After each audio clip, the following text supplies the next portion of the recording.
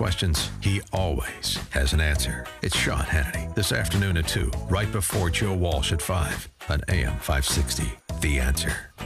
Good morning, Dan and Amy. We're coming to you live this morning from Lakeshore Recycling Systems in Morton Grove, part of our AM 560 Signature Bank Business Tour on this election day. We'll get back to the election, of course, take your calls. But we're pleased to be joined by the CEO of Lakeshore Recycling. He is Alan Handley. Alan, thanks so much for joining us. Appreciate it. Thanks for having me. And Alan's wife, Ann, is a huge fan of our show, and she was scared to come here to meet you because that's the type of guy you are. It's true.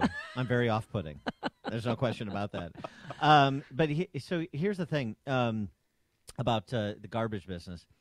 This is going to be the most dangerous. I just want to tell you, Amy, this is the most dangerous interview we've ever done. Why? These guys compete with Waste Management.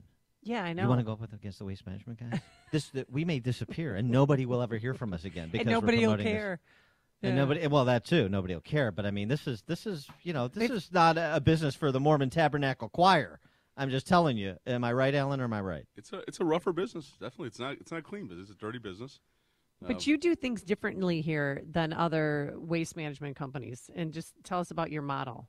Yeah, our model is quite different. So we do compete against the large national companies. Their model is what you would typically think of a garbage truck picking up the material at your house or your company, taking it directly to a landfill, and that's where they make their money is at the landfill. We don't have a landfill, so we put all of our money, time, people, treasure into assets in between the collection and the landfill. And so we're taking about 2.3 million tons of material from the city of Chicago and the surrounding areas. We put them through our buildings, our processes, and we pull out of that waste stream about 1.3 million tons of recyclable material. Wow. So that's really the difference is that we really are all about sustainability. That's the only way we really make money. And then, look, I got to tell you, I don't want to put my dad in the crosshairs now with the mustache guys either. We're already in the crosshairs. But my dad, who lives in Wheaton, Lakeshore is Wheaton's contracted service. They have so far provided excellent service. Very good. That's an endorsement from Larry Props and Wheaton. I mean, that's the gold standard right there. When it comes to recycling and refuse pickup, this is the gold standard. You're going to want to put this on your brochures. I will definitely do that. So the process, when you take the garbage and then there's conveyor belts and people work the line and they pull out garbage, what exactly are they pulling out? Like cans, construction material? Yeah, we recycle about anywhere from 28 to 32 different types of material, everything from shingles to brick to ferrous, non-ferrous metals, plastics, clean wood. I mean, anything you could possibly think of, we recycle. So if you take a house, for instance, and you demolish a house, we estimate that we can recycle about 90% of that material through our systems. So that's some of your big clients would be the construction industry, big businesses, demolition companies. Demo companies, construction companies, household, roll-off container users would be a big part of our overall customer base. Well, what is the strangest thing someone put in the garbage? And don't say a body. So we have all the things you would normally think that come through. What? Body parts. But, money, shoeboxes full of money, Sweet. weapons on a pretty regular basis, those kind of things. Shoeboxes full of money, so you do politician pickups then too. So the shoeboxes full of money, you just distribute that to the guys on the line, or what? So once it gets through the claim, so if no one claims it, then they do get, whoever finds it gets to keep it if it's not picked up by the Are we talking about like millions of bucks here? No. What are we talking about? I don't know the exact I mean, amounts. because Amy will start throwing trash if we're talking about real money here. And then the weapons, do you hand them over to police? Yes. Okay. Yeah, we have to. Look at that. They're so compliant. Yeah, a nice try, and it's trying to trip you up. But you should have a lawyer present for this interview. I mean, honestly. So your background though isn't the garbage business too. So tell us a little bit about you coming to this business, and I know you're professional, a management professional, so you know how to run a company. But coming to this particular industry, this particular business, and what you've learned. I think so I came from consulting, then I went to construction for a while, ended up here. It was a smaller company at the time. This is 5 years ago. We had one facility. We had a couple hundred people, maybe 50 million in sales. And over the last 5 years, we were able to kind of grow this to, we'll have over 780 employees today. We have 6 income-producing sites, 9 locations that we manage. It's really taken off, and it's taken off because of that sustainability sort of mandate. Right? So that was the big insight. It really was, and so I came into it relatively agnostic into what recycling meant, but quickly learned that by using sort of the machines and the people that we have in the sorting operations and concentrating on recycling and diverting, you can make money and run a very successful business, and actually it works well with our customers. So with your success, when are you going to move the business to Indiana?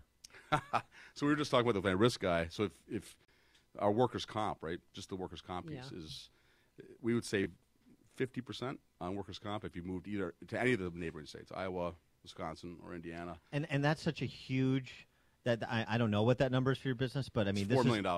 Okay, so that, I mean, because the physical labor, I mean, that's a huge, $4 million on an annualized basis. $4 million a year we pay $2 million in Indiana, Wisconsin, or I mean, Iowa. that's huge. These are huge numbers. This is what people are talking about. You hear workers' comp, and people who don't have to face those costs don't really appreciate it. This is what you're talking about. 780 employees, that kind of cost to do business in this state versus neighboring states. That's a real thing. It's huge.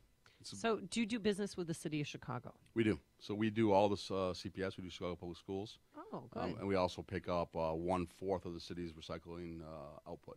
Okay. The Blue Card program. With your company, you don't have separate recycling bins set up that people can use? Because, you know, you have your garbage bin and then your blue recycling bin. Right. Do you do that? We do that, of course. Okay. Of course. But I feel better now that knowing you do the CPS, because people throw a lot of paper away. Yeah. So we books that nobody reads, teachers' manuals.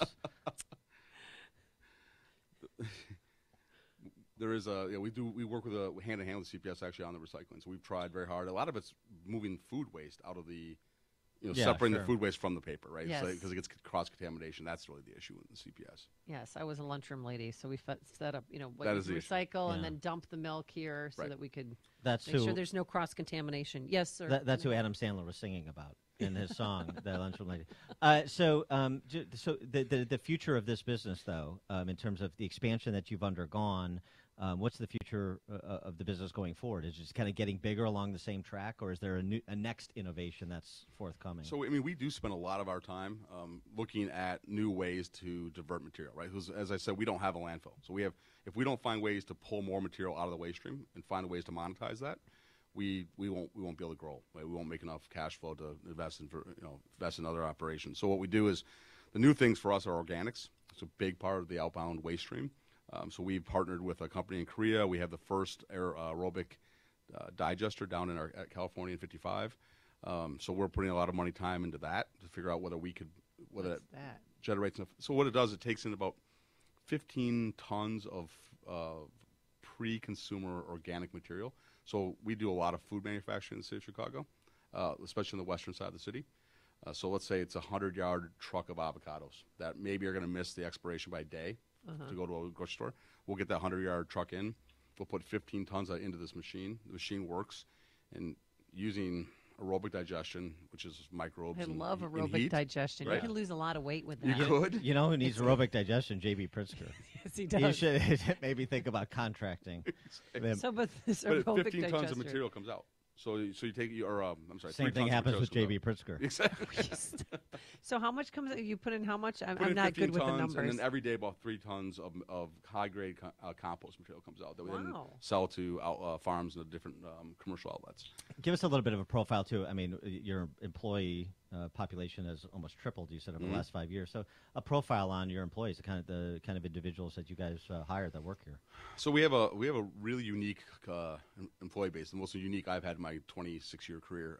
So we have a normal kind of back office population, maybe 150 so people, heavy union population. So we have a lot of mechanics and truck drivers, all mechanic, and then we have let's call it semi-skilled, lower-skilled workers that are on our lines that are going through the material that everyone throws away every day. Yeah, but I mean, I point that out because of the diversity of the workforce. And you're talking about you're a huge job creator over the last 5 years, and so the cost of doing business here. Understand when you make this place an inhospitable place to do business, you're hurting the union mechanic, you're hurting the low-skilled worker who's trying to move up the economic ladder, you're hurting back office employees too. But I mean, so there's like human cost to this. It's not just a bottom line issue.